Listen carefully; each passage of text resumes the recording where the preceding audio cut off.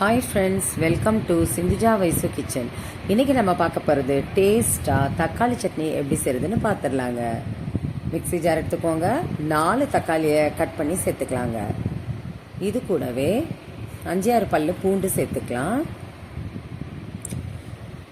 இது கூடவே 2 பெரிய வெங்காயத்தை சேர்த்துக்கோங்க.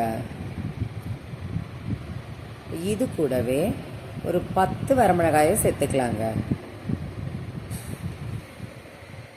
1/2 ஸ்பூன் உப்பு சேர்த்துக்கலாங்க.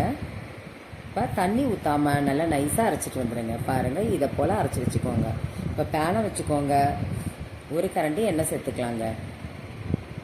இப்போ எண்ணெய் சூடான உடனே நம்ம அரைச்சோம் இல்லையா, அதெல்லாம் இது கூடவே சேர்த்துக்கோங்க. சேர்த்துட்டு ஒரு தடவை கலந்து விடுங்க.